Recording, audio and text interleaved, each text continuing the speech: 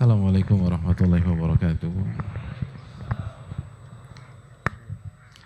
Alhamdulillah hamdan katsiran tayyiban mubarakan fi kama yuhibbu rabbuna wa yarda wassalatu wassalamu ala nabiyyina Muhammad wa ala alihi wa sahbihi wa man sara ala nahjihi bi ihsanin ila yaumidin wa ba'd. Hadirin yang dirahmati oleh Allah Subhanahu wa taala, Bapak-bapak, Ibu-ibu sekalian, ikhwan dan akhwat, rekan-rekan yang saya muliakan. Tidak ada kata yang pantas untuk kita tuturkan pada malam hari ini kecuali bersyukur kepada Allah Subhanahu wa taala atas segala nikmat dan karunia yang Allah limpahkan kepada kita. Khususnya nikmat iman, nikmat Islam, dan nikmat kesempatan untuk duduk di majelis dengan berbagai macam kemudahan yang Allah berikan. Dan sekali lagi pada kesempatan kali ini kita bersyukur kepada Allah Subhanahu wa taala karena lagi-lagi Allah memberikan nikmat bagi kita untuk mengisi sesaat dari long weekend kita dengan berekreasi ke salah satu taman-taman surga. Idza marartum bi riyadil jannati farta'u. Jika kalian melintasi taman dari taman-taman surga, maka singgahlah di taman tersebut. Duduk sejenak, kata Nabi SAW. Dan yang dimaksud taman surga adalah majelis-majelis ilmu. Dan kita harus bersyukur semuanya dimudahkan oleh Allah Subhanahu wa taala. Dan gak semua orang seberuntung kita, hadirin. Waktu beberapa tahun yang lalu, saya di Riyadh dalam waktu yang gak lama sebenarnya. Itu ketika kita datang, lalu kita masuk kamar asrama, ternyata di kamar tersebut sudah ada penuntut ilmu dari Cina. Dia lebih muda dari kita-kita, tapi semangatnya luar biasa. Dia berangkat dari Cina seorang diri. Hanya ingin menuntut ilmu agama. Dia pengen belajar di salah satu kampus, tapi dia nggak berhasil mendapatkan sarana atau medianya. Dia nggak bisa dapatkan visa penuntut ilmu. Tapi dia nggak putus asa tuh, hadirin. Dia menyatakan, bagaimana saya bisa sampai di sini, atau bagaimana saya bisa ke Mekah atau ke Madinah atau ke Saudi untuk bisa belajar agama. Akhirnya ada yang nawarin visa bisnis. Tanpa berpikir panjang, dia ambil visa bisnis tersebut untuk berangkat ke Haramain. Bukan visa sebagai pelajar atau mahasiswa, visa bisnis. Visa bisnis itu setiap sebulan sekali dia harus keluar, perpanjang, atau dia paling nggak keluar terus balik lagi ke Saudi. Dan itu semua modal nekat. Bayangkan orang Cina nggak bisa bahasa Arab, nggak bisa bahasa Inggris, nggak bisa. Dan kita tahu bersama, secara umum Saudi itu orang jago bahasa Inggris saja susah di Saudi. Ini modalnya cuma bahasa Cina doang. Tapi intas dukillaha yasduka tuh, hadirin. Nabi mengatakan jika Anda jujur, Allah akan wujudkan cita-cita Anda. Sampai tuh di asrama. Sampai. Kita nggak tahu dia pakai bahasa apa. Intinya begitu masuk kamar, dia ada aja di kamar itu. Dan orang pegawai asrama, jangankan bahasa Cina, bahasa Inggris nggak ngerti. Mereka hanya ngerti bahasa Arab.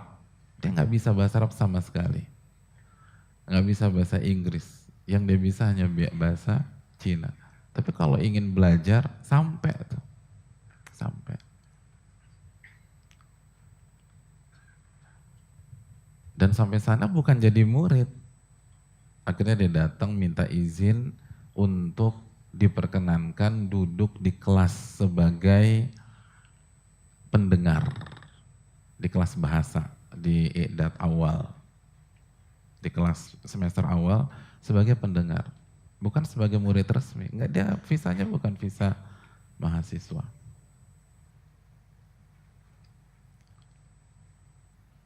Jadi hadirin yang dirahmati oleh Allah, kita ini udah beruntung banget. Yang antum harus pikirkan, bagaimana antum menjawab pertanyaan Allah Subhanahu wa taala pada hari kiamat. Ketika Allah mempertanyakan nikmat ilmu dan nikmat media yang Allah kasih pada saat ini. Jangan sampai kita termasuk ke dalam ayat fabi ayyi ala'i rabbikuma tukadziban.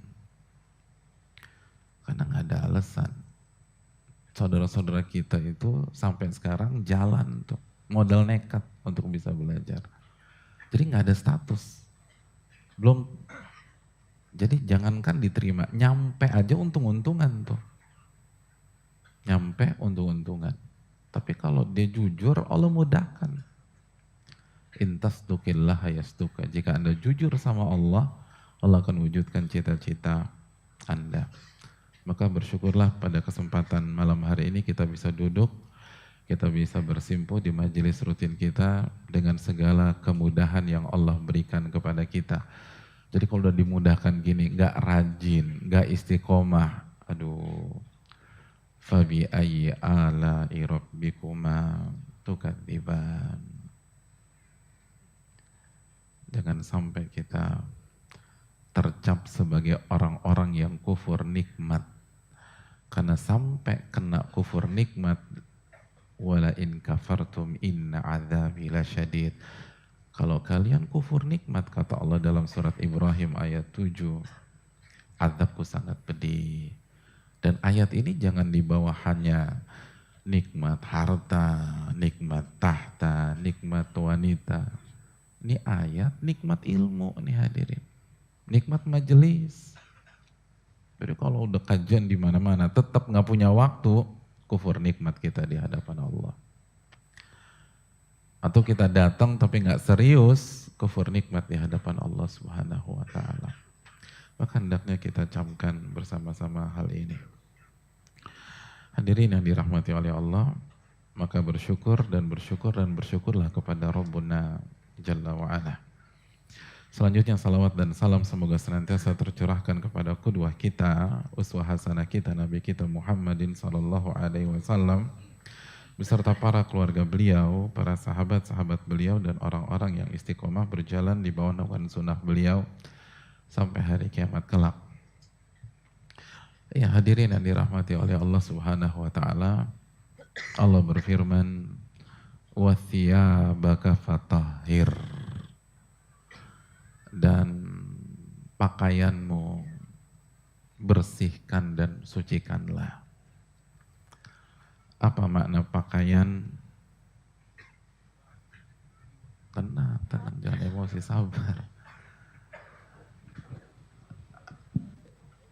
Menurut dua imam besar yang kita sebutkan kemarin, dan siapa dua imam besar tersebut? Antum. Imam siapa? Mujahid dan imam? Imam siapa? Terus.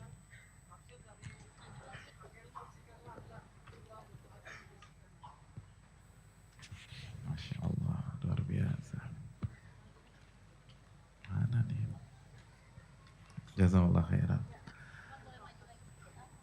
Akhwat dengar nggak tadi jawabannya? Enggak, ya udah jawab kalau gitu.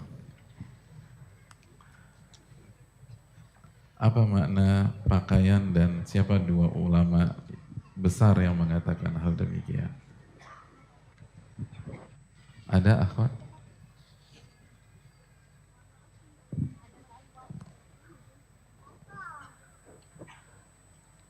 Ada Ustadz sebentar. Ya, silakan.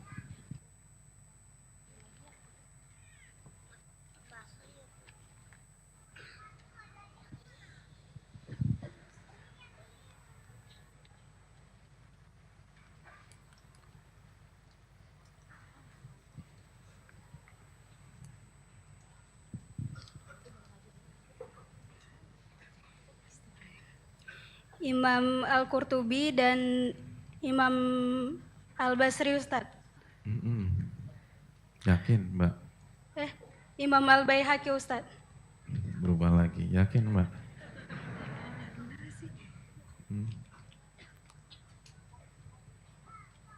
Itu kajian di mana kemarin kan?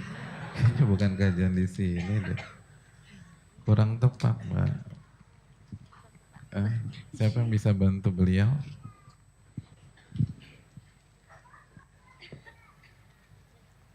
Ada Ustadz. Siapa?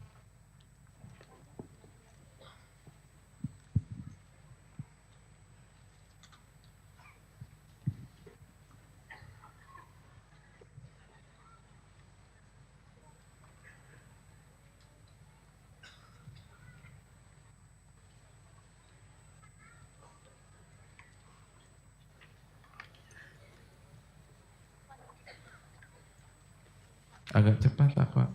Ya Ustadz. Musyawarah dulu. Jauh Ustadz.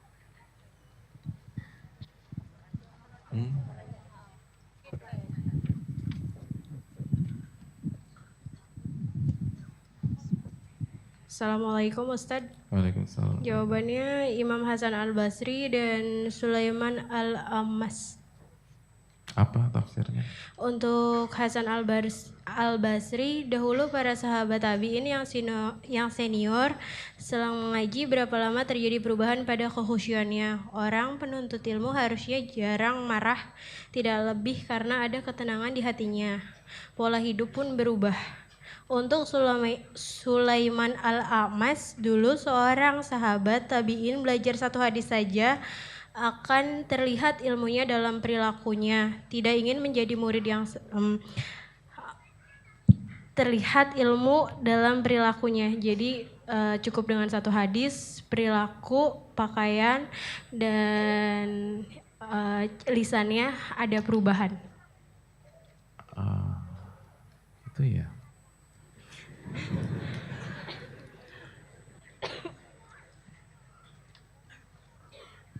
Benar nggak tuh? Pertanyaannya apa sih, Mbak? Ya, kenapa Ustaz? Pertanyaannya. Pertanyaannya dua imam, sebentar Ustaz. Pertanyaannya makna pakaian menurut dua imam besar. Siapa yang dimaksud dari dua imam besar itu? Mbak.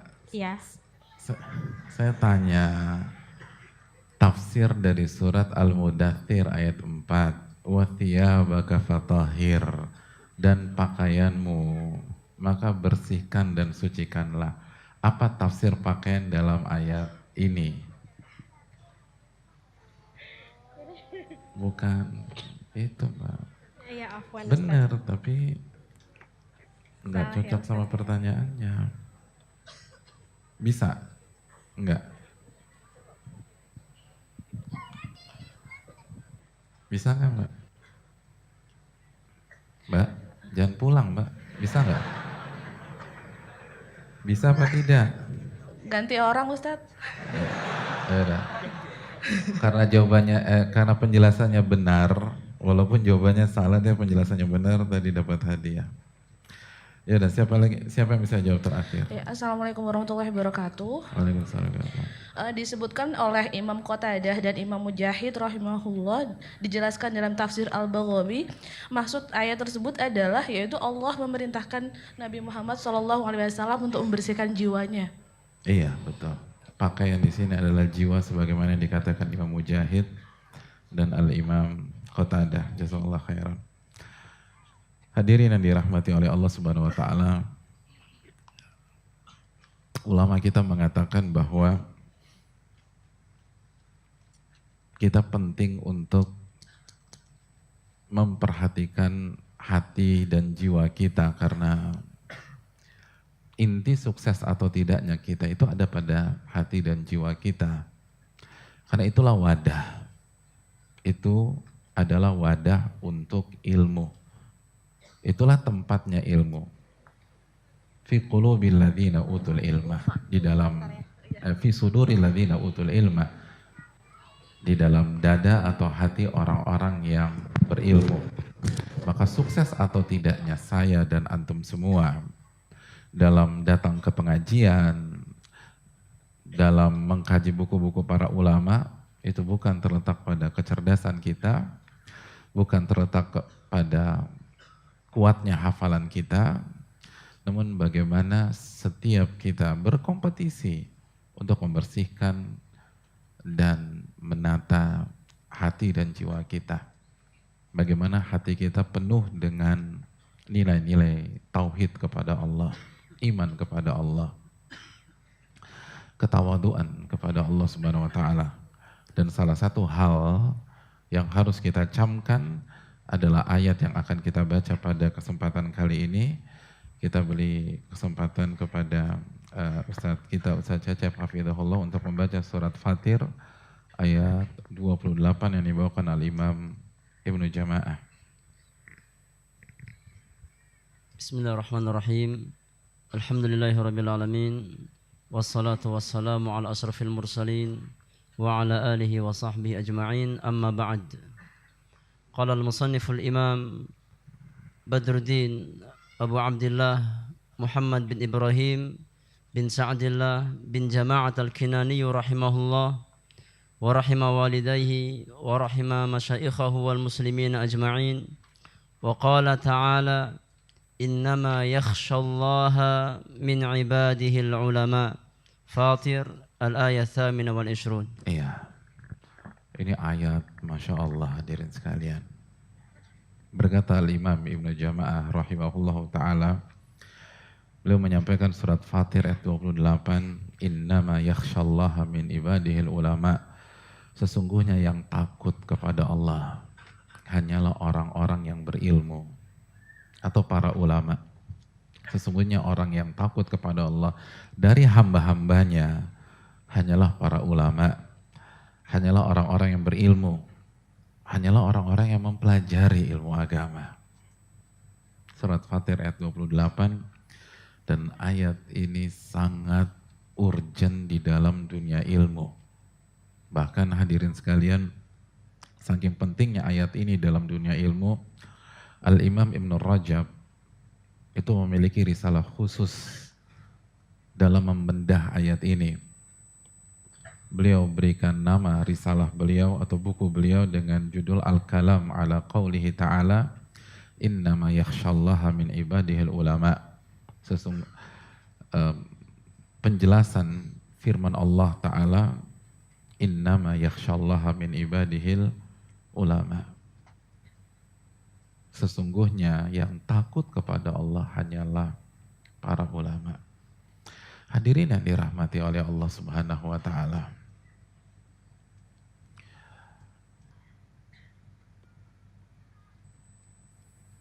Para ulama kita menjelaskan dari surat Fatir ayat 28 bahwa inti dari ilmu adalah rasa takut, bukan hafalan, bukan nilai IPK seseorang yang baru lulus dari fakultas syariah atau fakultas hadis.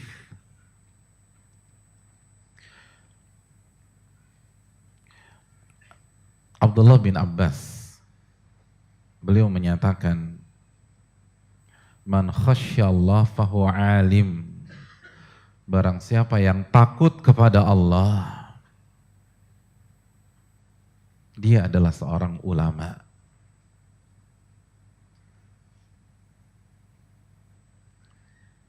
Jadi Abdullah bin Abbas nggak mengatakan orang yang IPK-nya 4,9 misalnya.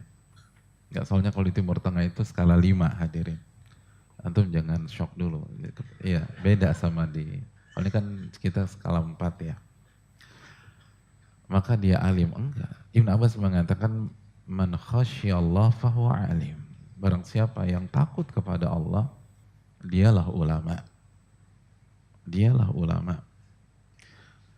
Dan ini bukan ucapan Abdullah bin Abbas semata. Ini juga penjelasan Imam Mujahid. Al-Imam Sya'bi, beliau mengatakan al-alim man khafallah. Ulama itu adalah orang yang takut kepada Allah. Ulama itu orang yang takut kepada Allah.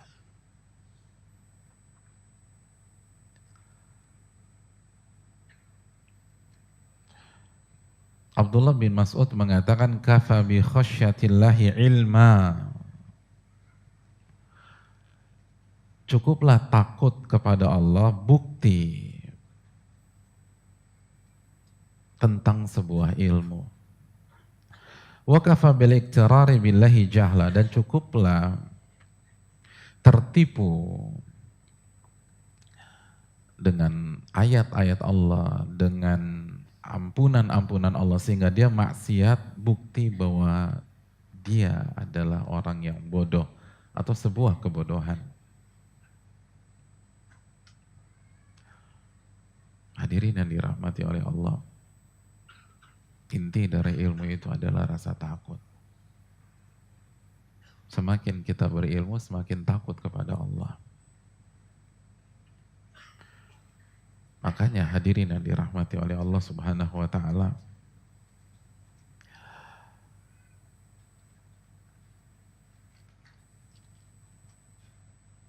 ada orang yang meremehkan Al-Imam Ma'ruf Al-Karhi di hadapan Imam Ahmad bin Hanbal rahimahullahu ta'ala.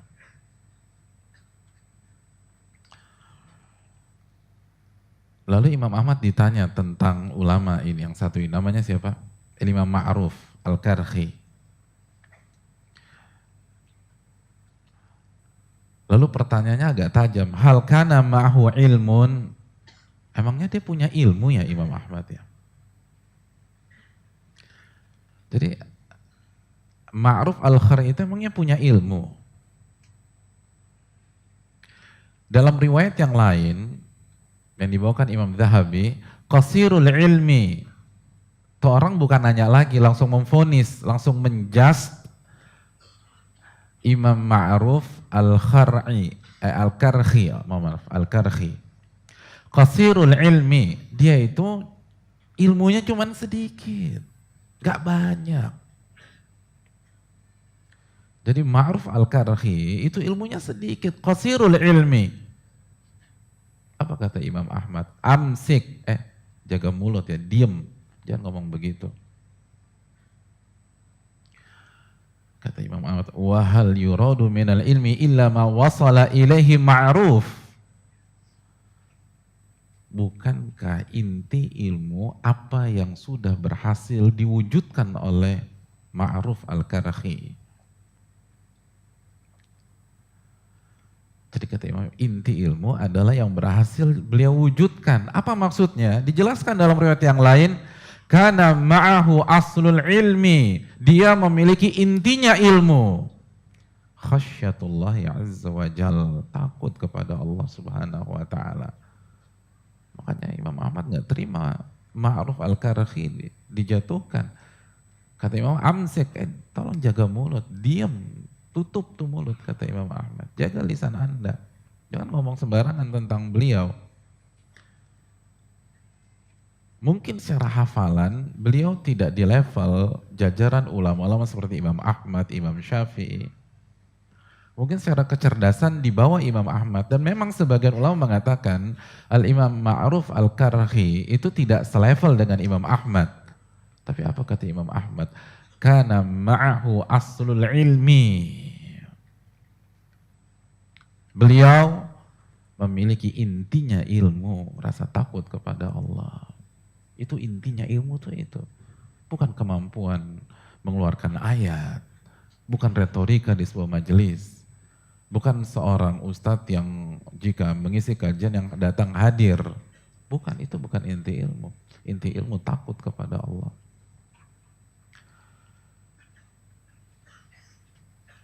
Dan itu dimiliki oleh Imam Ma'ruf Al-Karhi. Sebagai contoh saja, suatu hari hadirin, ada orang itu ngasih uang kepada Imam Ma'ruf Al-Karhi sebanyak 10 dinar. Sebanyak 10 dinar. 10 dinar, sekarang berapa? 1 dinar 4,25 gram emas. 1 dinar. Ini 10 dinar. Harga 1 dinar itu berapa? 4,25 gram emas. 1 gram berapa? Ibu-ibu jago kalau masalah emas. Ibu-ibu 1 gram berapa? Terserah, mau harga Antam, mau harga pasar Cikini, atau toko di bawah, terserah. Berapa? Cepat ibu-ibu, 600 ribuan Pak Ustadz. Berarti kali coba, kali 4,25 kali 10, kira-kira berapa? 20 berapa juta? 25? 26? Hah?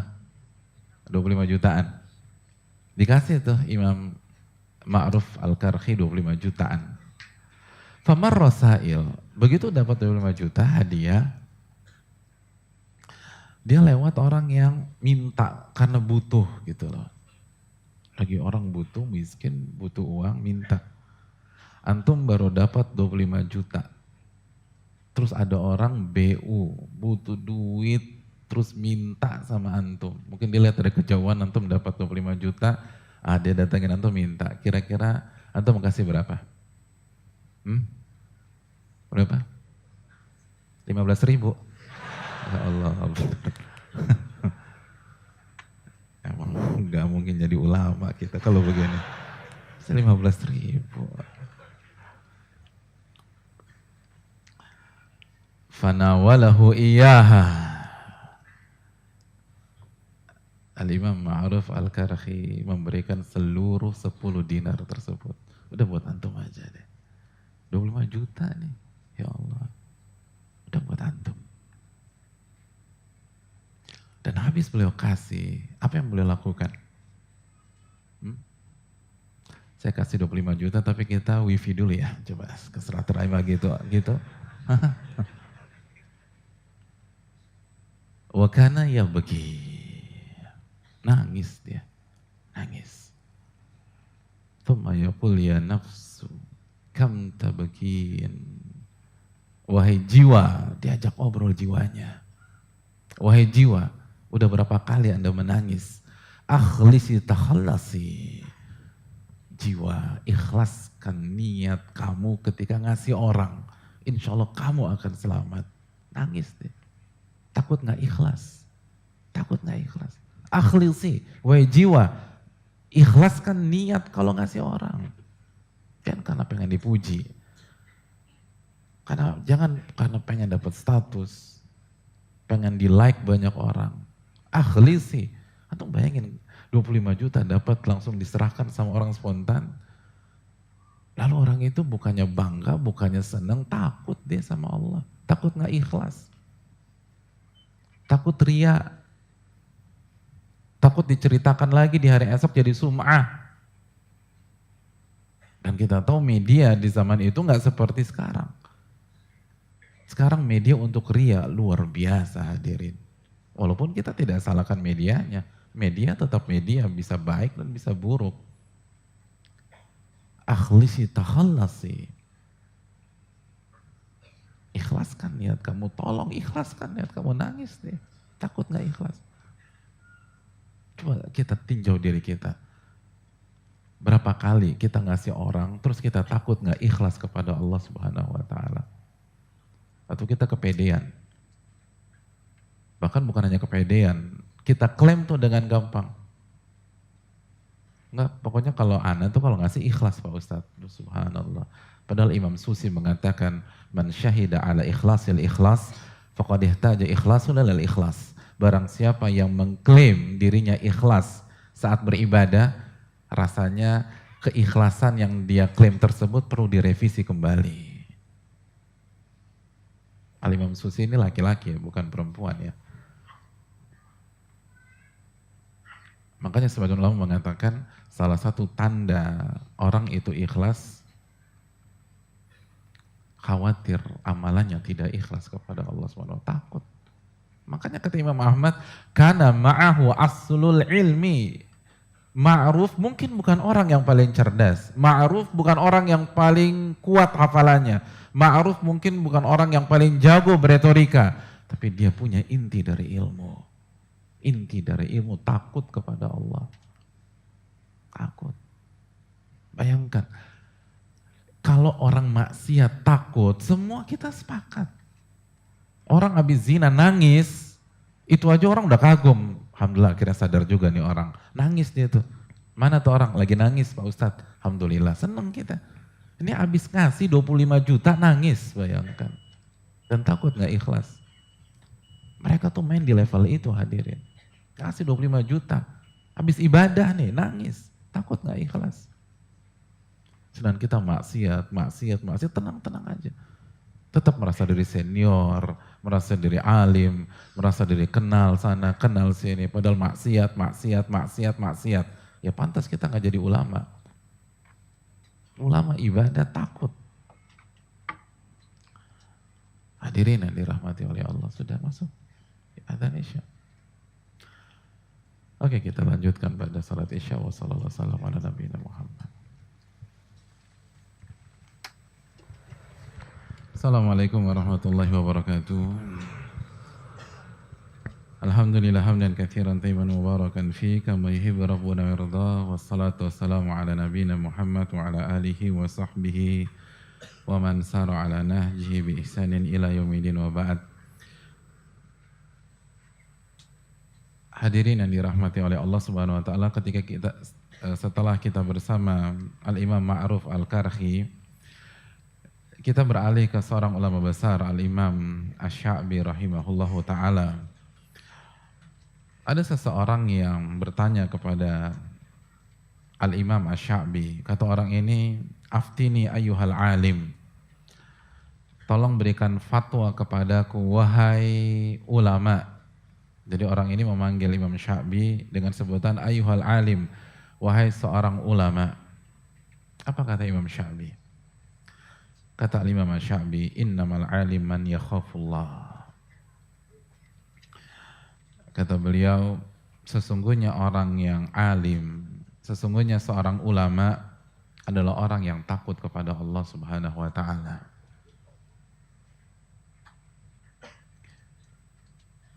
Sebagian ahli ilmu mengatakan Imam Sya'bi memberikan pesan, saya masih jauh dari kriteria ulama. Mungkin saya tahu banyak ayat, saya tahu teori, saya tahu hukum. Tapi ketika Anda memanggil saya dengan sebutan ulama, ulama itu orang yang takut kepada Allah. Dan kayaknya saya belum berada di level itu. Subhanallah.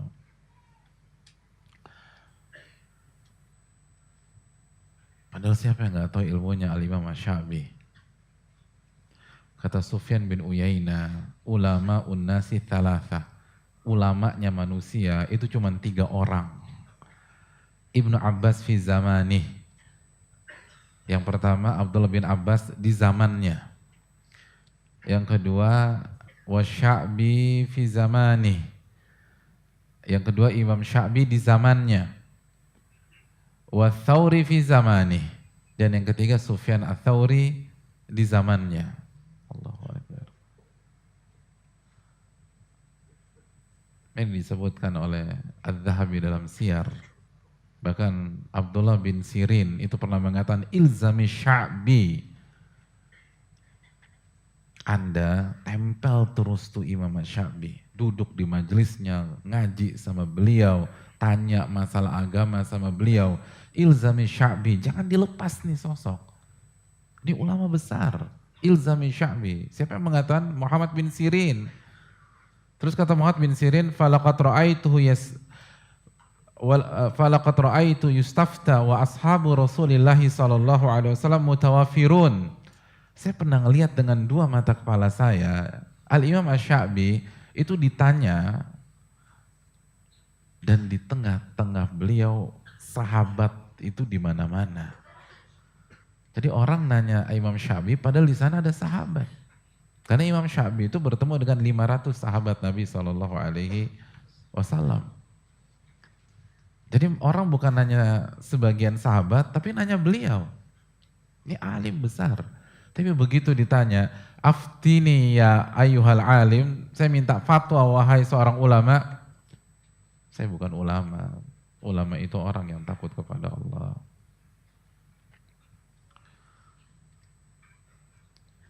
Hadirin yang dirahmati oleh Allah, itu baru ulama. Makanya ini ucapan dari Sufyan bin Uyainah, orang yang paling jago dalam bertakwa, askatuhum fil fatwa, justru yang paling banyak diam dalam berfatwa. Kenapa? Takut sama Allah, takut salah jawab, takut diadab sama Allah karena berfatwa tanpa ilmu. Makanya begitulah Imam Asy-Sya'bi.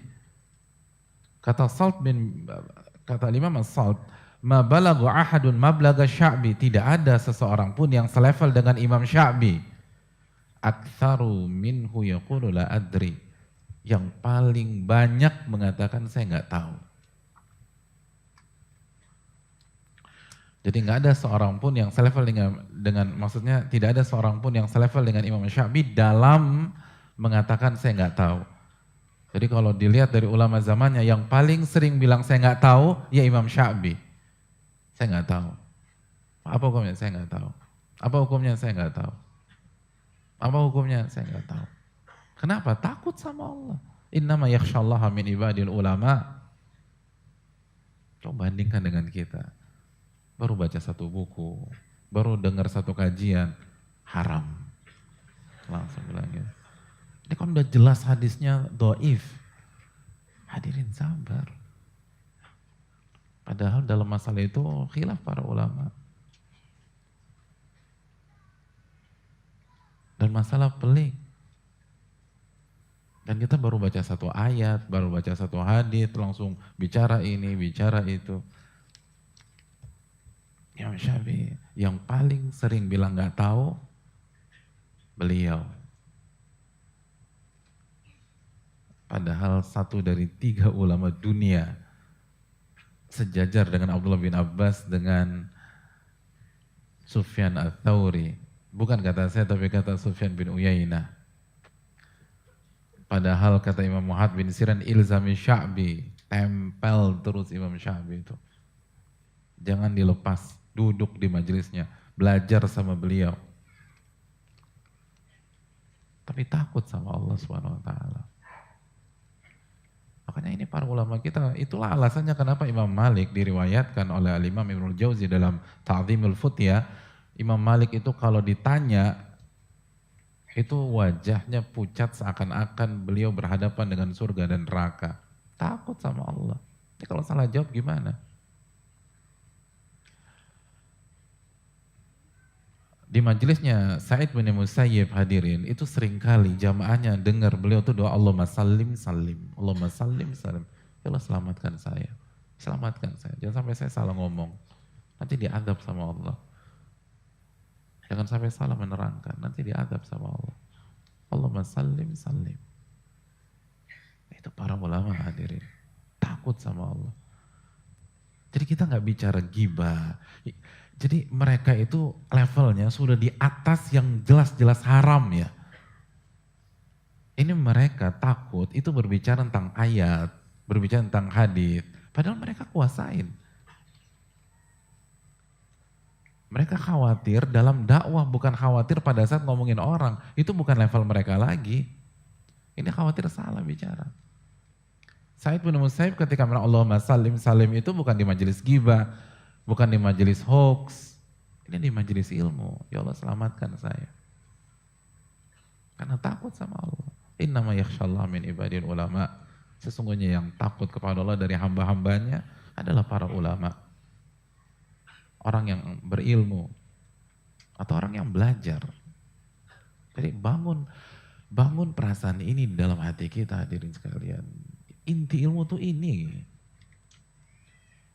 Bukan berapa pengalaman kita kajian, bukan berapa ustadz yang kita kenal, bukan kedekatan kita dengan para masyayikh, bukan. Itu bagus, tidak ada yang minus di sana, tapi bukan inti ilmu. Inti ilmu adalah takut kepada Allah Subhanahu wa Ta'ala. Itu inti ilmu. Dan itu membuat para sahabat begitu luar biasa. Hadirin yang dirahmati oleh Allah Subhanahu wa Ta'ala.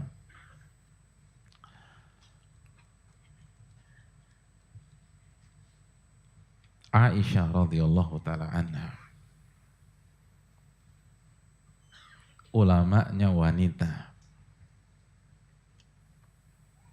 sebagaimana diriwayatkan Ibnu Abi Mulaika, dan antum bisa cek dalam Hilyatul Auliya karya Abu Nuaim, ketika Abdullah bin Abbas menjenguk Aisyah, Abdullah bin Abbas minta izin. Begitu bertemu dengan Aisyah, apa kata Abdullah bin Abbas? Ya ummah, wahai ibuku. Karena istri Nabi adalah ibunya orang-orang beriman. Absyiri, bergembiralah. Dimotivasi nih Aisyah.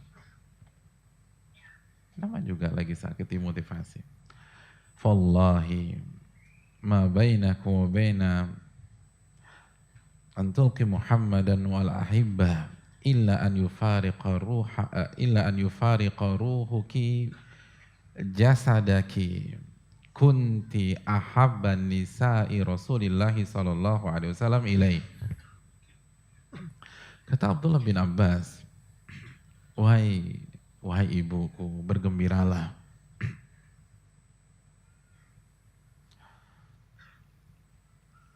Sesungguhnya posisimu di hadapan Nabi dan para sahabatnya ketika engkau wafat nanti, engkau adalah istri Nabi yang paling beliau cintai. Jadi jika engkau wafat, posisimu, bargaining positionmu gitu bahasa sekarang, itu istri yang paling dicintai oleh Rasul Sallallahu Alaihi Wasallam. Jadi disebutkan keutamaan Aisyah. Dan memang benar, Nabi paling cinta dengan Aisyah. Kan pernah ditanya, siapa yang paling dicintai oleh engkau ya Rasulullah? Aisyah. Lalu siapa? Abuha, bapaknya Abu Bakar As-Siddiq radhiyallahu ta'ala.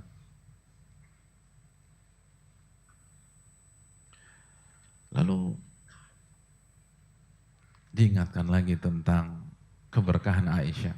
Kata Abdullah bin Abbas, halakat kiladatuki bil abwa fa asbaha Rasulullah sallallahu alaihi wasallam yaltaqituha falam yajidu ma'a.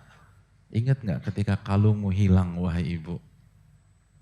Dan akhirnya itu Nabi dengan satu pasukan nggak jadi berangkat. Artinya tetap stay. Tidak jadi melanjutkan perjalanan. Hanya dalam rangka mencari kalungmu yang hilang. Bayangkan satu kalung, itu satu pasukan nggak jadi melanjutkan perjalanan. Sibuk nyari kalung. Sampai mereka kehabisan air di daerah tersebut.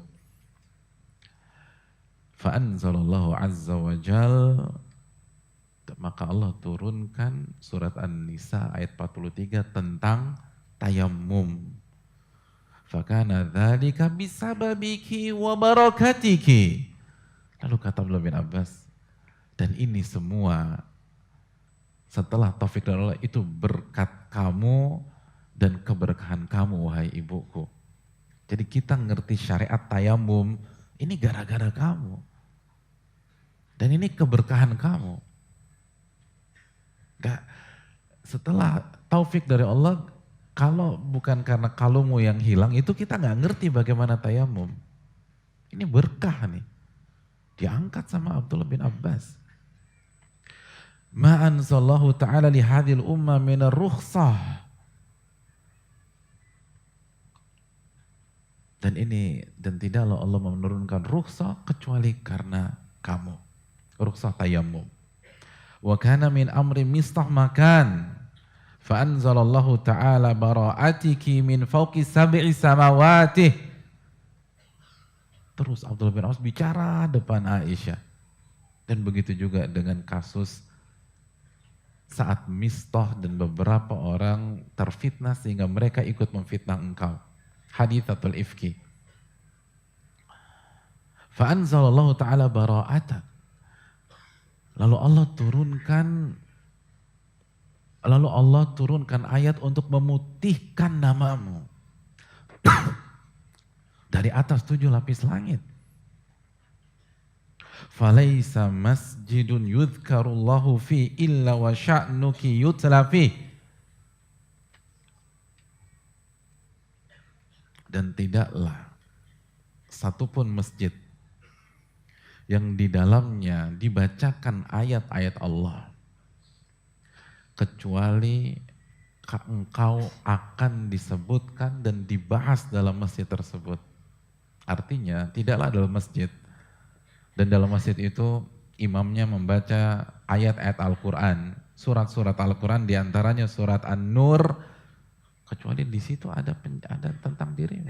Ini kemuliaan, keagungan.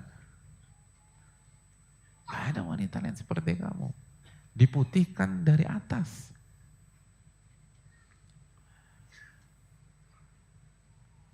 Dan semua orang nginget terus. Kisah tentang hadithatul ifki, betapa sucinya engkau wahai ibu. Bagaimana bertakwanya engkau wahai ibu. Bagaimana terhormatnya engkau wahai ibu. Disbangga-banggakan Aisyah. Dan memang Aisyah pantas untuk mendapatkan kalimat Abdullah bin Abbas. Apa kata Aisyah? Antum kalau jadi Aisyah bilang apa? Coba. Jasa antum mau meninggal nih. Ini kan muka-muka mau mati semua nih. Ya, dan yang bicara juga. Terus ada orang sebutkan jasa-jasa antum. Antum yang buat kajian di tempat A, kajian tempat B, terus banyak ustadz kenal sama antum, senang waktu antum sakit dikunjungi ustadz A, ustadz B, ustadz C. Perasaan antum gimana? Mari kita simak apa yang dikatakan Aisyah radhiyallahu taala anha. Ya bena Abbas.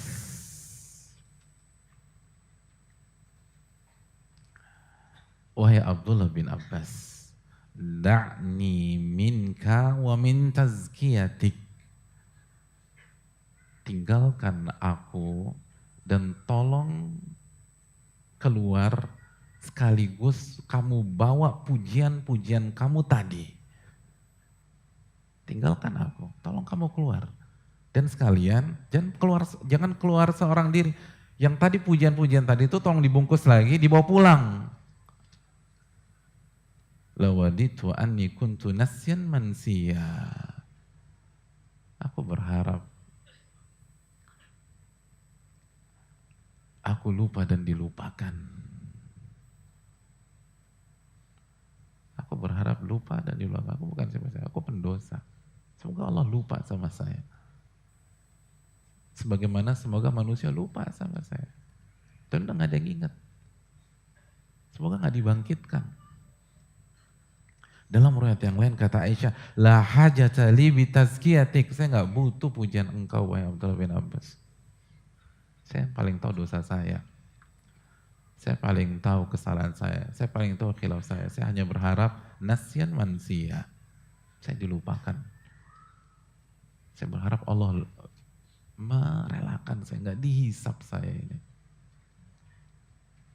Karena kalau dihisap, saya khawatir masuk neraka. Saya khawatir tidak bisa masuk surga. Semoga saya dilupakan. Allah Akbar. Aisyah. Ribuan hadis tuh di otaknya. Antum berapa ribu hadis? terus tenang-tenang saja. Gak ada rasa takut sama Allah Subhanahu wa Ta'ala. Ini yang hidupnya senantiasa mensupport suaminya, senantiasa ilmu. Sedangkan kita yang belajarnya pun nggak, kalaupun datang nggak 100%, kadang-kadang kita ngobrol terus banyak khilaf. Pernah nggak kita ketika jalan, semoga saya dilupakan saja oleh Allah Subhanahu wa Ta'ala.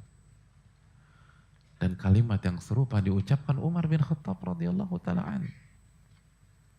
Dan dalam Hilyatul Aulia lagi-lagi bersama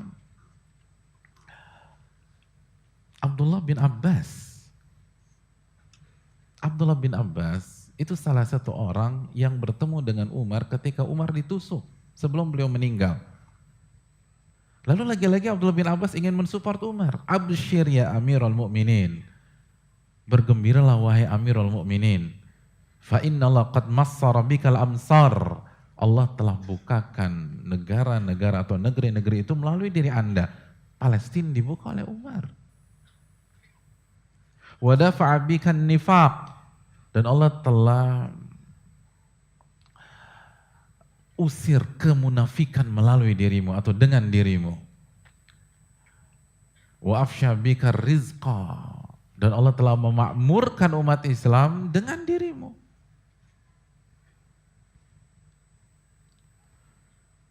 Apa kata Umar bin Khattab? Walladzi nafsi biyadi, demi Allah yang diriku berada di dalam genggamannya. La waditu anni kharajtu minha kama dakhaltu fiha la ajra wala wizra. Saya hanya berharap ketika saya keluar dari dunia ini persis seperti saya masuk ke dunia ini. Nggak ada pahala, nggak ada dosa. Dalam riwayat lain, la li wala alayya. Saya berharap skornya 0-0 atau 1-1. Apa maknanya? 0-0, nggak ada pahala, nggak ada dosa, atau 1-1. Saya hanya berharap, saya nggak muluk-muluk. Saya takut masuk neraka. Saya nggak muluk-muluk, saya hanya berharap jasa-jasa saya itu bisa menyamakan skor dan kedudukan yang lebih dulu dibuat oleh dosa-dosa saya. La li wala alayya. Ya Allah. Umar sosok yang Nabi katakan, "Lau kana ba'di nabiyyun lakana Umar." Kalau ada nabi lagi setelah diriku wafat, Umar tuh orangnya. Itu harapan. Umar yang Nabi SAW merekomendasikan, iktadu billadaini min ba'di Abi Bakar wa Umar. Ikutilah dua orang setelah diriku wafat, Abu Bakar, Umar. Itu. Takut sama Allah Subhanahu wa Ta'ala. Bahkan dalam Hilyatul Aulia juga Umar mengatakan, kalau nanti pada hari kiamat ada pengumuman dari Allah, seluruh manusia masuk ke surga kecuali satu orang, saya khawatir satu itu Umar bin Khattab radhiyallahu taala anhu. Allah. Itu yang buka Baitul Maqdis. Kita apa yang sudah kita buka?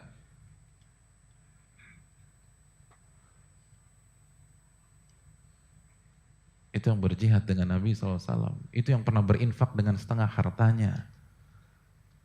Kalau seluruh manusia. Nah, Umar gak mengatakan seluruh umat Islam, seluruh manusia. Berarti kan ada Yahudi, ada Nasrani. Itu semua dimaafkan tuh sama Allah. Seluruh manusia. Itu ada Fir'aun di situ, Fir'aun. Kadang-kadang, ya saya ngemaksiat ya, tapi kan paling gak saya lebih baik dari Fir'aun lah Pak Ustadz. Ini Umar. Ada Fir'aun di sana, ada Haman di sana, ada Namrud, ada Qorun. Kalau Allah maafkan semua, kecuali satu orang, kalau kita kan udah pasti Fir'aun pasti Pak Ustadz. Fir'aun, ini bukan aneh, Fir'aun pasti itu. Enggak ada. Saya khawatir nama itu Umar bin Khattab radhiyallahu taala. Itu ilmu, hadirin ilmu. Bukan merasa paling suci, paling hebat. Bukan ngelihat orang, lupa sama diri sendiri. Enak kalau komentarin orang serang sana, serang sini, komentarin sana. Bahkan komentarin ketakwaannya kepada Allah Subhanahu wa taala. Ini Umar bin Khattab. Katanya ngikutin para sahabat. Ini sahabat. Ini Aisyah. Ini Umar. Dan ucapan lali wala alayya bukan hanya diucapkan Umar atau Aisyah. Ini diucapkan juga oleh Asy-Sya'bi rahimahullah. Ini diucapkan oleh Sufyan Ats-Tsauri. Ini metode para salafus saleh. Takut sama Allah. Bukan ngungkit-ngungkit kebaikan. Bukan ngebanggain ilmunya. Apa fungsinya ilmu? Apa fungsinya nilai? Apa fungsinya jamaah? Kalau kita masuk neraka Allah Jalla wa'ala. Nah, ini yang benar-benar diresapi sama mereka. Innama yakhsyallaha min ibadil ulama. Sesungguhnya yang takut kepada Allah dari hamba-hambanya hanya para ulama. Udah jelasnya kalau udah petantang petenteng, udah merasa paling ini, paling hebat, udah jelas bukan ulama udah tuh orang. Jelas. Karena ulama nggak demikian. Ini Umar. Syalbani itu rahimahullah, pakar hadis abad ini, itu pernah dipuji di majelisnya. Terus beliau apa? Senyum-senyum, cengar-cengir, nangis hadirin. Terus beliau mengatakan, beliau berhentikan itu pujian. Dan beliau mengatakan secara makna, saya ini hanya tuwailibul ilm. Beliau bukan mengatakan tolibul ilm ya, tapi tuwailibul ilm. Dengan ismu tasgir, saya hanya penuntut ilmu junior. Ya kalau Syalbani junior kita apa hadirin? Playgroup. Iya, playgroup. Playgroup. Tapi PD-nya kan minta ampun nih.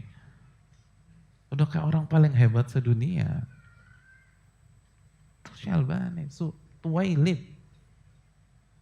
Itu kalau kita lihat para ulama, takut sama Allah. Gak berani macam-macam. Dan itu indahnya dunia ilmu tuh di sini hadirin. Makanya benar. Al-ilmu laisa bikathrati riwayah, innamal ilmu khasyah, kata para ulama salaf. Ilmu itu bukan banyaknya meriwayatkan, banyaknya menghafal, banyaknya mengetahui. Inti dari ilmu itu rasa takut kepada Allah. Atau yang lebih tepat, bukan sebatas menghafal, bukan sebatas mengetahui, bukan sebatas menguasai. Menghafal, mengetahui, mengerti, itu semua positif. Tapi kalau kita hanya berhenti sampai di sana dan tidak menumbuhkan rasa takut kepada Allah, Anda bukan ulama. Ini Umar bin Khattab radhiyallahu ta'ala anhu ajma'in.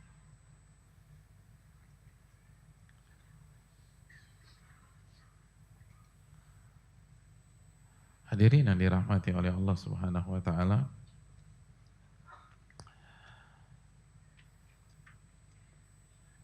Dan Umar pada saat mau meninggal dunia itu pernah mengatakan, kata Ibnu Umar, sebagaimana dalam riwayat yang dikeluarkan Abu Nuaim, itu beliau mengatakan, waili illam yarhamni rabbi, celaka Umar bin Khattab kalau diri ini tidak dirahmati oleh Allah Subhanahu wa taala. Subhanallah. Celaka Umar. Dia ngomong, celaka diri ini kalau Allah nggak rahmati saya. Takut sama Allah. Takut su'ul khatimah.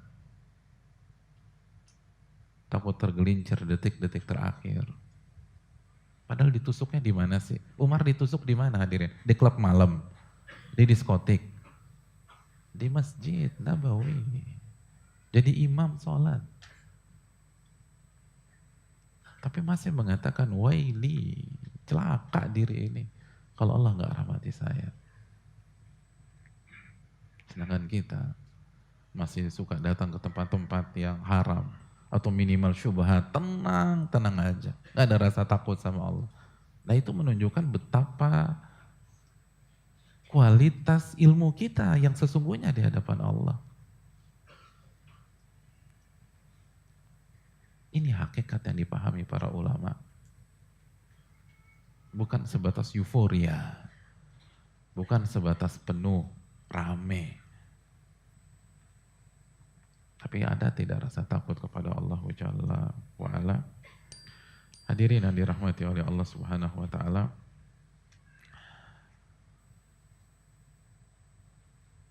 Ini yang bisa disampaikan pada kesempatan kali ini. Dan di pertemuan yang akan datang, kita akan bahas 7 sisi bagaimana ilmu itu bisa melahirkan rasa takut kepada Allah. Kita akan bahas 7 rahasia. Kok Umar bisa begitu ya? Kok Aisyah bisa demikian? Kok Ma'ruf Al-Karhi bisa demikian? Ada 7 rahasia yang dijelaskan Al-Hafidh Ibn Rajab dalam kitabnya, dan itu yang akan menjadi materi kita pada pekan depan insyaallah ta'ala. Dan sebelum kita buka sesi tanya jawab, yang pertama ada pengumuman yang ingin saya sampaikan. Yang pertama, dan ini yang ditunggu-tunggu oleh kita semua, kemungkinan kita akan ujian tanggal 28 April. 28 April sampai ayat ini. Sampai ayat ini dari bab kedua. 28 April. Antum siap-siap. Siap-siap nggak masuk. Siap-siap. Dan mulai pekan depan saya akan keluarkan resume dari awal bab kedua. Jadi mulai pekan depan kita punya 1 bulan sebelum ujian. Saya akan kirimkan resume dari awal bab kedua sampai terakhir, dan ini menjadi ujian kedua kita insyaallah ta'ala. Ya, tenang. Gembira boleh tapi nggak usah berlebih-lebihan.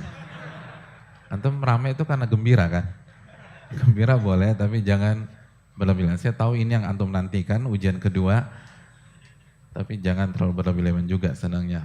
Itu. Yang kedua, saya dapat info ada hadirin yang dirahmati, ada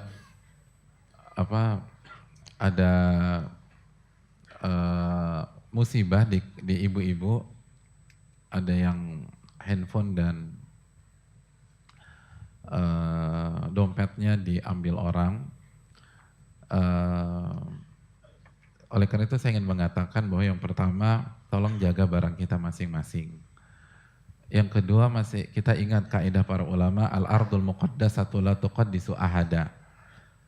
Tempat yang suci itu tidak otomatis mensucikan semua orang yang ada di sana. Gitu loh. Jangan, oh ini masjid tenang aja. Akhirnya kita biarkan tas kita tanpa pengawasan kita ketika kita sholat.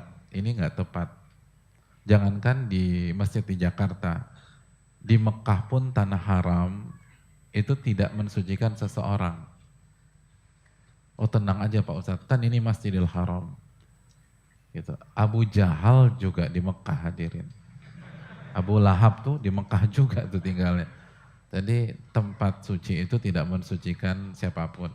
Terus yang ketiga, semoga Allah mengganti yang diambil, dan antum gak usah khawatir. Sekarang saya ingin ingatkan, dalam Islam itu tidak ada istilah uang dan barang kita dibawa orang. Karena itu pasti balik. Kalau orang itu gak kembalikan di dunia, maka dia akan kembalikan di akhirat. Dan itu lebih menguntungkan kita. Tapi kerugiannya Ustadz 20 juta. Oh, anggap aja 20 juta. Saya ingin tanya, kalau 20 juta itu tidak hilang, kira-kira nih, antum pasti bisa mempertanggungjawabkan 20 juta itu di akhirat apa tidak? Di hadapan Allah, ketika Allah tanya nanti. Belum tentu bisa kita pertanggungjawabkan. Tapi kalau udah diambil orang, maka 20 juta itu langsung berubah jadi pahala dan masuk ke rekening pahala kita. Ya namanya kan juga pencuri Pak Ustadz, kayaknya dia gak punya pahala deh. Kalau dia gak punya pahala, kita yang transfer dosa kita senilai 20 juta ke dia.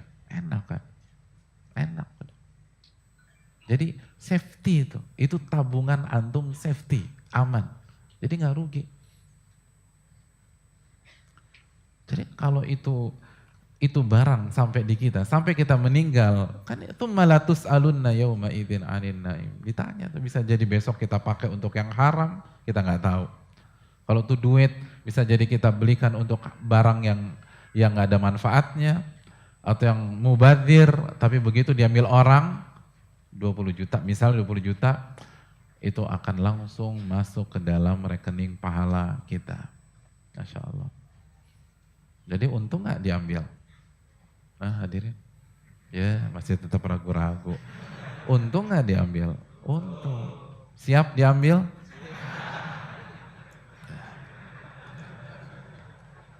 Untung tapi belum siap lah Pak Ustadz.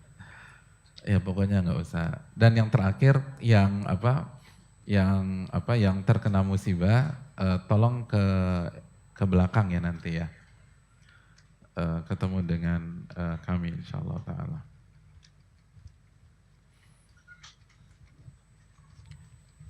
Oke. Yang berikutnya buat adik-adik. Pertanyaan buat adik-adik. Mana adik-adik kita nih? Oh iya. Pertanyaannya buat adik-adik yang cowok sama yang cewek ya. Sebutkan syarat diterimanya ibadah. Sebutkan syarat diterimanya ibadah. Siapa yang tahu? Pertanyaan Ada, sama Ustaz. buat yang Ada Ustaz. ada. Sebentar, yang nggak usah pakai mic. Ntar dulu saya yang di depan. Ikhlas dan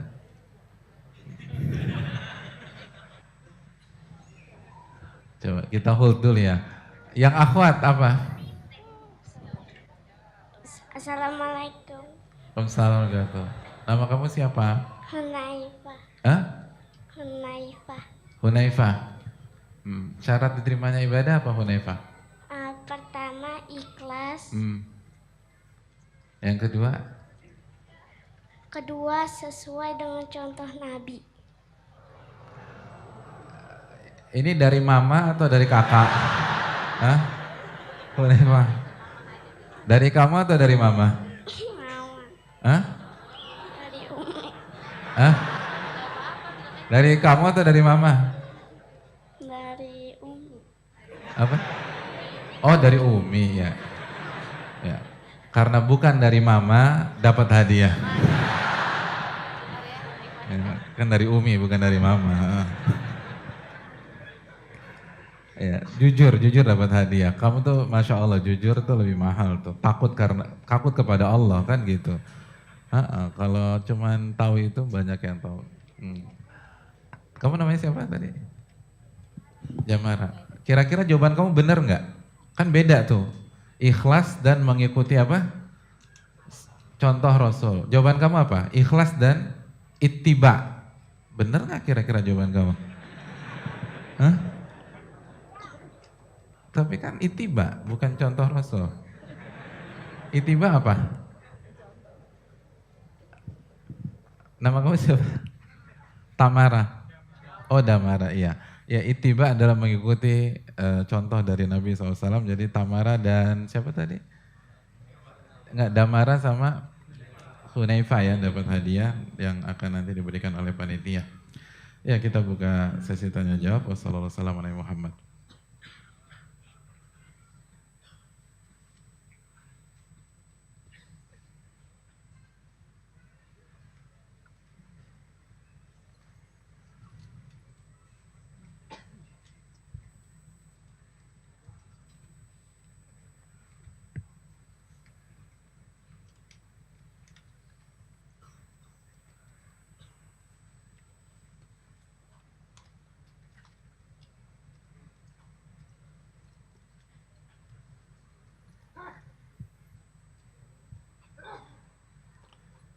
Assalamualaikum Ustaz. Waalaikumsalam warahmatullah.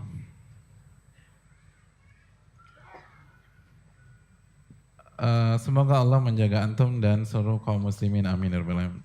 Afan Ustaz, ana mau tanya, pekan lalu Ada dapat hadiah dari Ustadz karena menjawab pertanyaan surat Al-Mudaththir. Ustadz mengatakan hadiahnya dibagi. Dikarenakan banyak yang menjawab, tapi Ana tidak tahu siapa aja orang yang menjawab pertanyaan tersebut Ustadz. Akhirnya hadiah tersebut Ana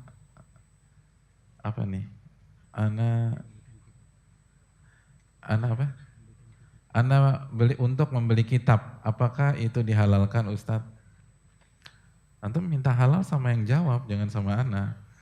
Tapi ya insya Allah dihalalkan ya. Yang jawab kemarin siapa coba? Dihalalkan enggak? Enggak, yang lain yang enggak dapat. Wanita enggak. Ada juga perempuan. Enggak, laki-laki. Ya insya Allah boleh lah. Insya Allah dihalalkan ya. Insya Allah enggak apa-apa. Dan insya Allah kalau beliau baca, enggak kitabnya dibaca atau dipajang? Jadi kalau setiap beliau baca tuh kitab, semua yang jawab itu dapat pahala insya Allah ta'ala. Ya. Jadi antum punya beban moral untuk baca tuh buku. Karena pertanggungjawabannya sama yang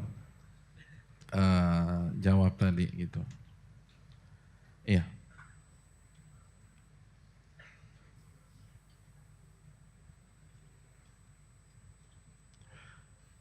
Apa kiat-kiat kita takut kepada Allah Subhanahu wa taala? Assalamualaikum warahmatullahi wabarakatuh. Kita akan bahas di tujuh rahasia atau 7 sisi, 7 pendekatan yang disampaikan oleh Ibnu Rajab. Bagi saya sangat menarik penjelasan dari beliau. Insya Allah kita bahas di pekan depan. Assalamualaikum Ustadz, waalaikumsalam. Syukran atas ilmunya, jazakallahu wa iyyakum. Bolehkah kita menuntut ilmu ke banyak ustadz, bahkan juga menuntut ilmu ke ustadz-ustadz di luar manhaj Ahlussunnah wal Jamaah? Apakah apabila ajaran atau pendapatnya itu sesuai dengan Al-Quran dan Sunnah kita ambil? Apabila tidak sesuai Al-Quran Sunnah, tidak kita ikuti pendapatnya yang tidak sesuai dengan Al-Quran Sunnah tersebut. Bolehkah sebagai penuntut ilmu kita belajar seperti ini Ustadz? Syukran barakallahu fiik. Hadirin yang dirahmati Allah, tergantung antum ada di level apa. Tergantung antum ada di level apa. Kalau antum pemula, kalau baru, beginner, saran saya kita dengar nasihat dari Al-Imam Asy-Syafi'i. Jadi bukan nasihat dari saya. Al-Imam Syafi'i itu pernah menasihati gurunya, anaknya Harun Ar-Rasyid. Namanya siapa? Nama gurunya anaknya Harun Ar-Rasyid, Abu Abdis Samad. Jadi Abu Abdis Samad. Dan nasihat ini beliau sampaikan termaktub dalam kitab Al-Wasaya. Al-Imam Syafi'i ketika menasihati gurunya, guru anak-anaknya Harun Ar-Rasyid, beliau mengatakan gini, Isdihamul kalam fis sama' mudillatun lil fahmi.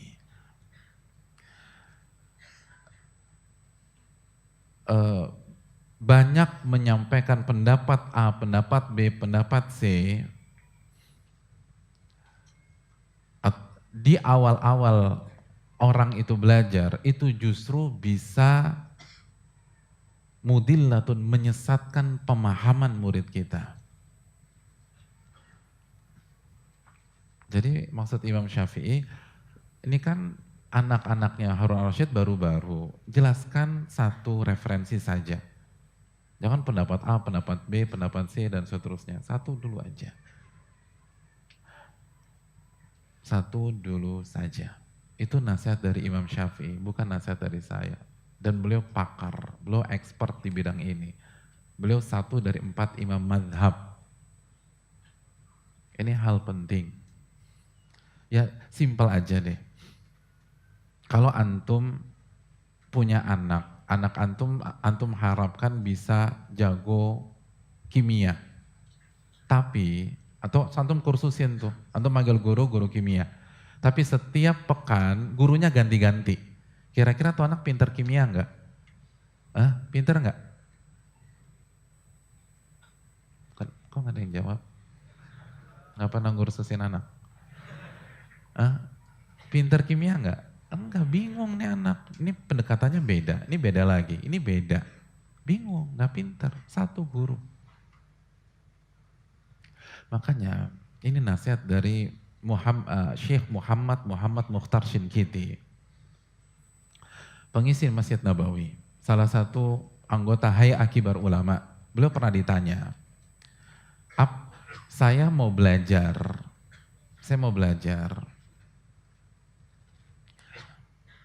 apa nasihat antum buat saya? Majelis-majelis mana saja yang saya datangi? Apa kata Syekh Shinkiti hafidhahullah? Kata Syekh Shinkiti, Anda kan baru, nasihat saya simpel aja. Cari guru yang tepat, lalu biarkan beliau bekerja untuk Anda, dalam tanda kutip. Biarkan beliau mendesain semuanya, menentukan kurikulum, mengatur frekuensi dan seterusnya. Jangan di otak-atik. Tugas kita nyari guru yang tepat. Dan jangan kesana kemari. Dan ini bukan berarti majelis-majelis lain atau ustadz-ustadz yang misalnya kita nggak pilih itu bermasalah. Enggak. Sama seperti misalnya antum mau berobat nih. Kita punya masalah di liver atau kita punya masalah di jantung. Laqaddarallah. Kira-kira antum akan datang ke satu dokter jantung atau antum akan keliling seluruh spesialis jantung di Jakarta? Seluruh spesialis jantung antum akan kelilingi? Enggak, satu. Atau untuk second opinion 2 atau 3. Dan komit sama itu. Dan ketika antum pilih dokter A, bukan berarti dokter B, dokter C, dokter D jelek, enggak. Ini metode pengobatan. Ibnul Qayyim mengatakan ahli ilmu itu dokter jiwa. Jadi bukan kesana kemari dan seterusnya. Itu nanti ketika antum berada di level yang lebih tinggi. Dan itu metode ilmu. Fikul muqaran, perbandingan madhab, itu setelah seorang penuntut ilmu mengkhatamkan fikih dalam madhab tertentu dari A sampai Z. Atau dalam bahasa yang lebih simpel, fikih perbandingan madhab atau fikih beda pendapat, itu sebenarnya kurikulum yang benar kalau pakai para ulama kita, itu setelah kita khatam fikih dengan satu pendapat. Baru kita belajar 2 pendapat khilaf fi madhab. Lalu setelah khatam khilaf dalam madhab, kita belajar fikih muqaran bainal madhahib. Bukan langsung belajar perbandingan ini madhab A, B, C, D sebagai kita orang awam. Nggak mungkin bisa. Saya ingin tanya sama antum, di dalam ilmu fisika ada perbedaan apa tidak? Antum kapan pertama kali belajar fisika? SMP atau SMA? Oh ada khilafan yang SMP atau SMA? Oke, yang ketika antum belajar di SMP atau di SMA, antum langsung belajar khilaf dalam ilmu fisika? Hadirin, filosofi pendidikan itu banyak kesamaannya. Belajar khilaf itu bukan di awal, tapi di level advance, di level intermediate. Nah dengan metode kita datengin semuanya, itu sama saja kita membuka diri dengan khilaf. Karena kan pandangan setiap ustadz banyak yang berbeda juga. Silakan, tapi bukan ketika kita beginner. Beginner itu satu. Dan ini bukan fanatik. Dan tidak harus dengan ustadz A atau ustadz B. Cari yang ilmunya kokoh, antum serak, antum istiqomah dulu sama ustadz. Begitu khatam baru antum mulai kembangkan lagi. Jangan terus-terusan. Benar. Para ulama kita menulis misal Mu'jamus Syuyukh, buku khusus tentang biografi guru-guru mereka. Tapi itu setelah pondasi mereka kuat. Setelah pondasi mereka kuat, ini yang perlu kita camkan bersama-sama. Dan sekali lagi, membaca atau mendengarkan keterangan dari orang yang tidak selaras dengan Ahlus Sunnah wal Jamaah, itu diperbolehkan bagi orang yang punya usul. yang punya perangkat untuk membedakan mana benar, mana salah. Kan ini pertanyaannya, boleh nggak kita duduk di majelis atau sosok yang tidak sesuai dengan Ahlussunnah wal Jamaah. Nah pertanyaan saya, ketika antum mau duduk di majelis tersebut, buku usul Ahlussunnah mana yang sudah antum tamatkan?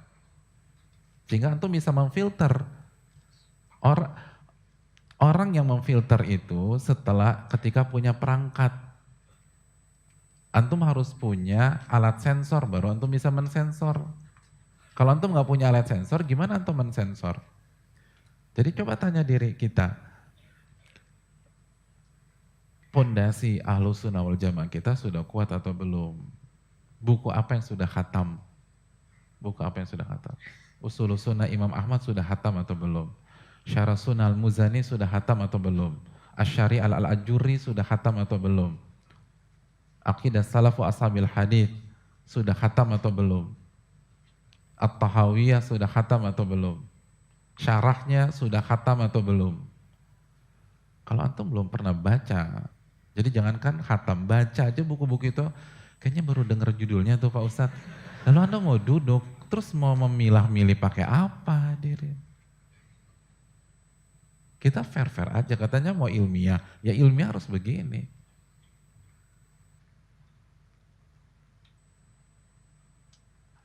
Jadi ini yang perlu kita camkan. Belum lagi, kalau kita ngelihat para ulama klasik kita, mereka yang punya perangkat saja gak berani membiarkan syubhat masuk ke telinga mereka. Karena al-qulub dha'ifah wa syubhat khattafah. Hati itu lemah, syubhat itu menyambar-nyambar kata para ulama. Masih ingat ucapan Imam Az-Zahabi, la'anallah az-zaka bila iman wal balada ma'at taqwa. Wa radiyallah anil baladati ma'at taqwa.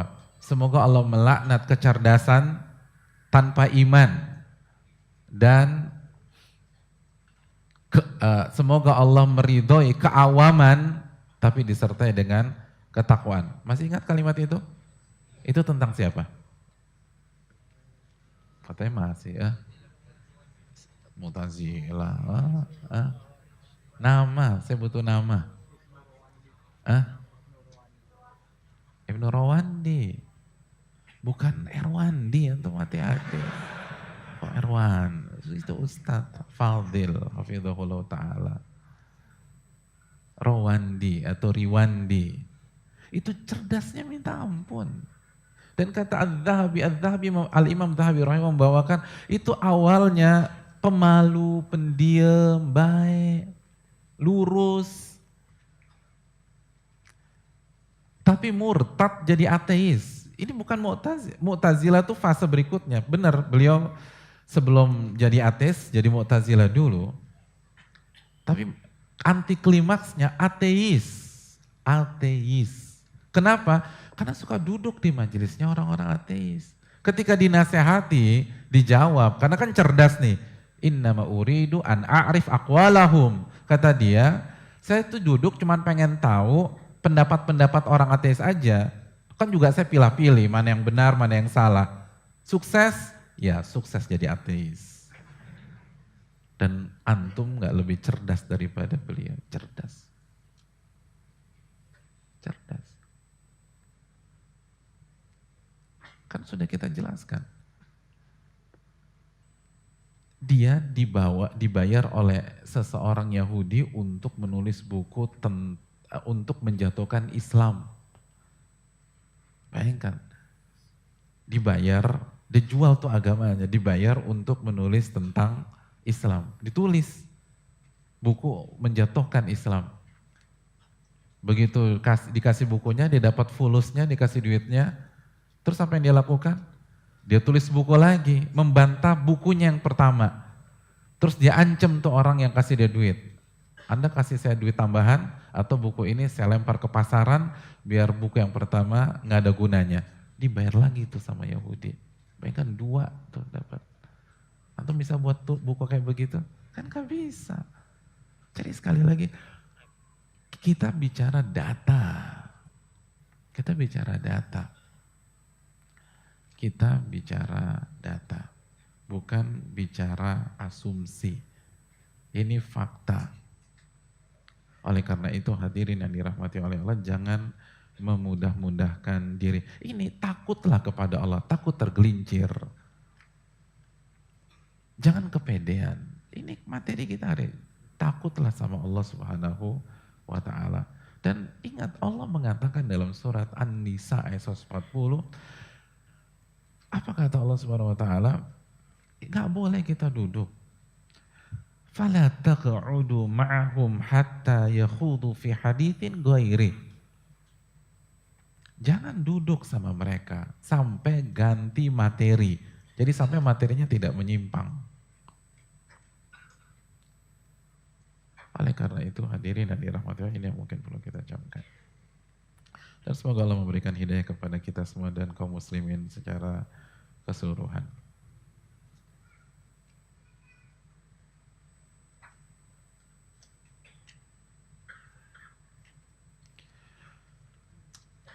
Assalamualaikum warahmatullahi wabarakatuh. Ustadz, mohon nasihatnya kepada penuntut ilmu yang berusaha untuk menjadi baik tetapi rasa takut kepada Allah masih sedikit.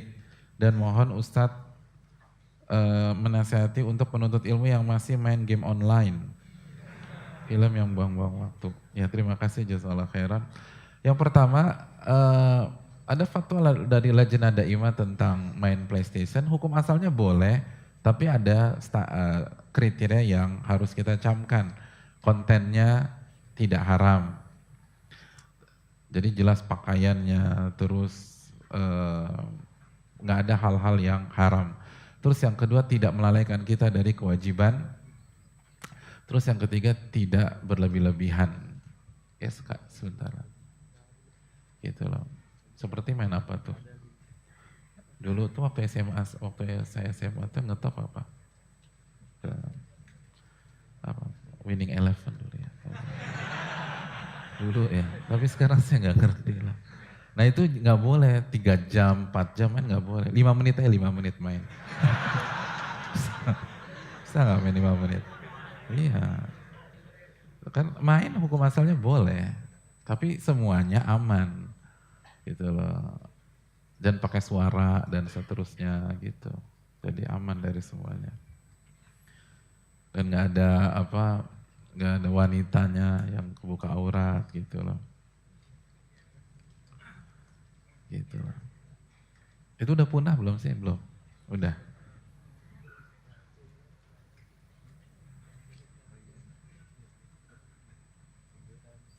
Mana lagi nih?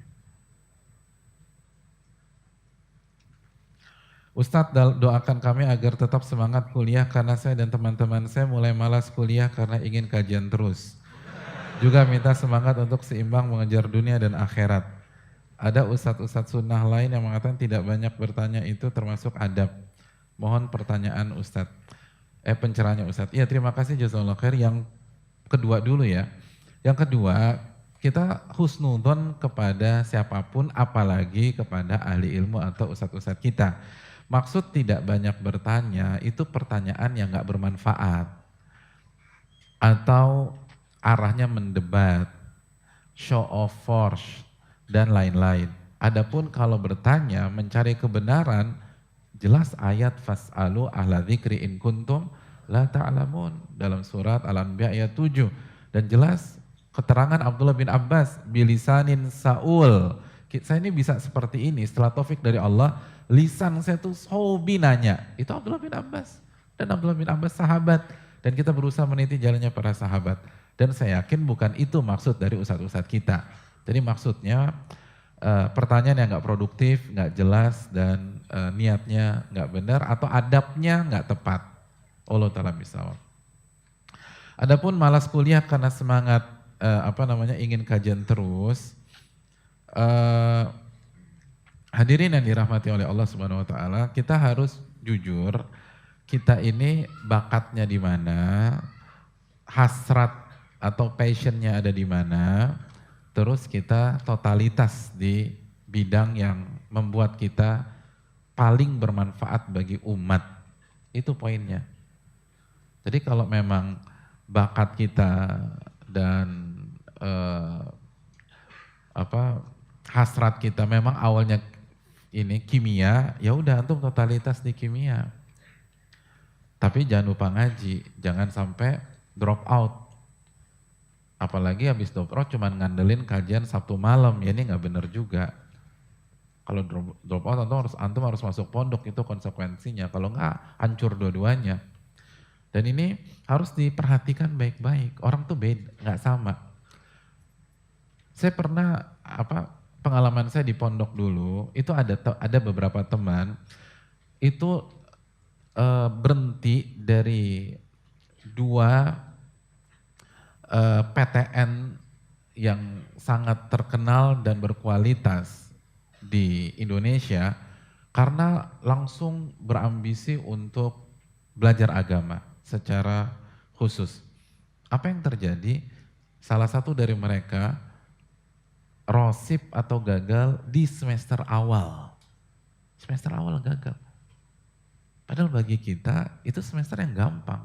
Wong isinya cuma kitabus suar, masmuka, ismi Muhammadun wa anta masmuka, ismi Aliun. Kaifahal, ana bi khair, gitu-gitu aja. Sobahul khair, sobahul nur, gitu-gitu aja. Gagal tuh dia. Bukan bodoh, bukan. Orang dia lulus PTN. Karena kan nggak semua orang yang punya kecerdasan eksak di waktu yang sama punya kecerdasan linguistik. Karena kecerdasan beda-beda. Sebaliknya pun juga demikian. Ketika kita bilang semester awal gampang, belum tentu kalau kita ikut ujian PTN dia kita lulus. Kullun ya'malu ala syakilatih, kata Allah Subhanahu wa taala. Setiap orang beramal sesuai dengan bidangnya masing-masing. Apa yang Allah takdirkan kepada dia. Makanya kan sabda Nabi apa kepada umat Islam?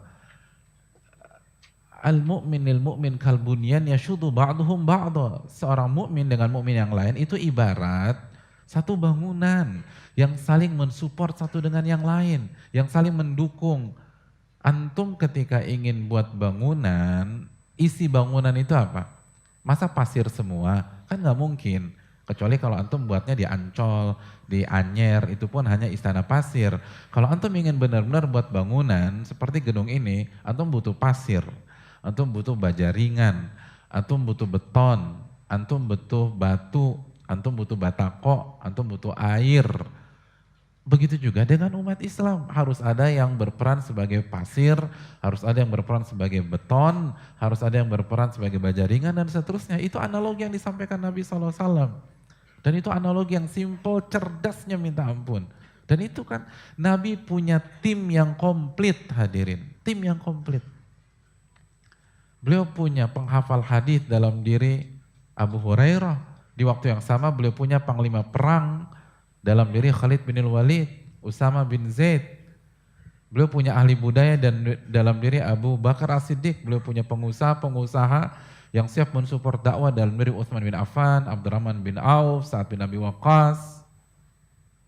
Beliau punya pakar tafsir dalam diri Abdullah bin Mas'ud, Abdullah bin Abbas. Beliau punya sosok yang paling tahu halal haram dalam diri Mu'ad bin Jabal. Beliau punya da'i yang retorikanya bagus dalam diri Hudzaifah misalnya. Oh, komplit tuh hadirin. Lihat. Khalid bin Walid, Nabi enggak suruh ngafalin hadis, enggak. Khalid bin Walid disuruh apa sama Nabi? Perang gitu. Enggak disuruh ngafalin hadis. Ngafalin hadis Abu Hurairah. Karena semua orang tuh ada pos-posnya masing-masing. Yang terpenting bagi antum, apa yang paling bermanfaat itu deh. Kunci eksis hadirin bukan eksis di sosmed, bukan. Kunci eksis itu bukan banyak yang subscribe antum, bukan. Kunci eksis di dalam Al-Quran itu ada dalam surat Ar-Ra'd ayat 17. Fa'amma zabadu fayadhabu jufa'a. Buih itu akan hilang dengan cepat. Wa amma ma yanfa'un nas fayamkuthu fil ard. Adapun yang bermanfaat bagi manusia, itu yang akan eksis di permukaan bumi.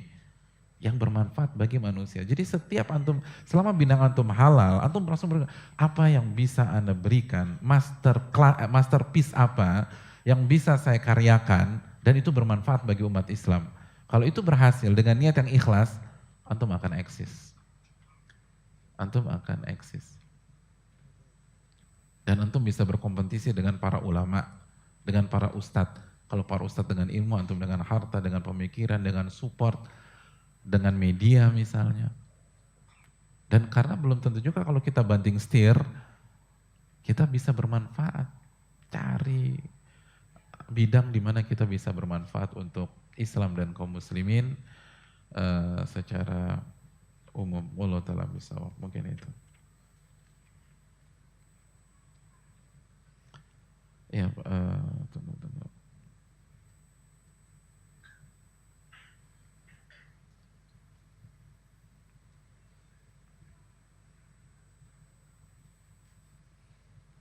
Assalamualaikum Ustaz, waalaikumsalam. Bagaimana caranya meyakinkan orang tua tentang keputusan yang kita pilih ya? Karena Ane ingin menjadi pengusaha sesuai sunnah, sementara ibu Ane tetap kekeh ingin Ane jadi karyawan dengan alasan untuk memanfaatkan ilmu semasa kuliah. Ya, terima kasih. Ya udah, antum buat perusahaan aja. Antum ownernya, antum karyawannya, antum jadi sopirnya. Jadi win-win tuh. Iya kan? Ada tuh yang begitu tuh. Jadi pas ngerintis, dia yang jadi komisaris, dia yang jadi karyawan, dia yang jadi sekretaris, dia yang jadi security. Karena dia nggak gaji orang, dia aja sendiri. Itu yang pertama mungkin bisa ini. Yang kedua gini loh, coba bicara baik-baik sama orang tua. Dan lobby lah, ilmu lobby ini harus antum keluarkan. Gitu loh. Jadi misalnya kalau orang tua antum suka sate kambing ya ngobrolnya jangan di rumah. Ngobrolnya di kedai sate gitu loh. Traktir dulu. Kalau orang tua antum suka soto Lamongan ngomongnya di gitu. Pokoknya dibuat senang aja dulu gitu. Terus juga jelaskan bahwa ilmu semasa kuliah juga bisa diterapkan sebagai pengusaha. Sebagai pengusaha. Tapi kalau udah deadlock gitu loh, antum sudah ke tukang soto Lamongan tetap nggak disetujui proposalnya gitu ya. Sementara waktu ikut orang tua dulu deh. Berkah soalnya. Karena kan kita wajib mentaati orang tua selama tidak haram. Jadi karyawan haram nggak? Enggak. Gitu. Udah ikut jadi karyawan aja gitu. Jadi untuk sementara sambil antum lobby lagi, doakan orang tua, terus baik-baikin gitu. Dan antum harus meyakinkan gitu. Jadi kalau antum mau pengen jadi pengusaha, tunjukkan memang antum punya DNA entrepreneurship yang kuat, gitu. Punya sosok pemimpin pengusaha kan harus buat ambil keputusan. Dan mungkin orang tua antum nggak ngasih karena selama ini antum nggak jelas gitu loh. Kamu mau apa? Terserah papa aja. Mau apa? Terserah mama. Terserah gimana jadi pengusaha terserah. Jadi itu juga perlu dievaluasi. Kadang-kadang kita hanya nyalahkan pihak lain.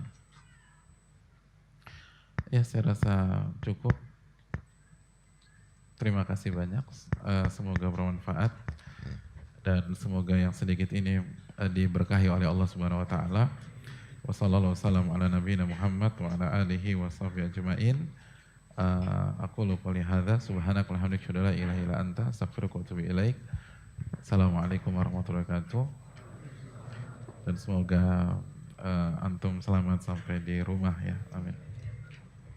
Ini langsung pada pulang kan?